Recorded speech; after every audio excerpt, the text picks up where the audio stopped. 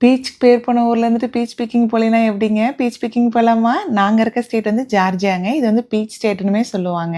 இங்க வந்து ஜார்ஜியால வந்து பார்த்தீங்கன்னா, ஜூன், ஜூலை, ஆகஸ்ட் இந்த 3 மாசமும் திரும்புற பக்கமெல்லாம் பீச் வந்து அப்படி தொங்குங்க. அப்படியே மரம் ஃபுல்லா காய் மட்டும் தான் தொங்குற மாரி இருக்கும். ஆனா, எனக்கு என்ன ஒரே சந்தேகம்ன்னு பார்த்தீங்கன்னா, இந்த ஆப்பிள் ஆகட்டும், பீச் ஆகட்டும் எல்லாமேங்க அந்த பிஞ்சு காயே திரண்டது பழம்னு இருக்காதுங்க. அப்படியே எல்லாமே ஒண்ண பார்த்தா இன்னொன்னு பார்க்க தேவையில்லைங்க. அப்படியே ஐடென்டிக்கலா ஈவனாவே வளருதுங்க. அது எப்படின்னு தான் எனக்கும் தெரியல. ஒரு மரத்தில பார்த்தீங்கன்னா, குறைஞ்சது ஒரு 100 பீச்சுக்கு மேல இருக்குங்க. என்னதான் அவ்வளோ பீச் இருந்தாலும் பாருங்க, கீழ கிடக்கிற காய் ஒருத்தரும் எடுக்க மாட்டாங்க. அது ஊருப்பட்டது கிடக்குதுங்க. நான் போம்போதே சிப்பி தட்டத்த எடுத்துட்டு போயிட்டேனுங்க. போய் சிப்பி தட்டத்தில பீச் பிக் பண்ணலான்ட்டு. 2 பேக் வாங்குனா ஜினியா ஃப்ளவர் ஃப்ரீன்னாங்களா, சரின்ட்டு பூந்தோட்டத்தில போய் எனக்கு பிடிச்ச ஜினியா ஃப்ளவர் கலர் கலரா சூப்பரா எடுத்துட்டு வந்துட்டேனுங்க. என் ட்ரெஸ் பார்க்கறதுக்கு எப்படி இருக்குதுன்னு சொல்லுங்க.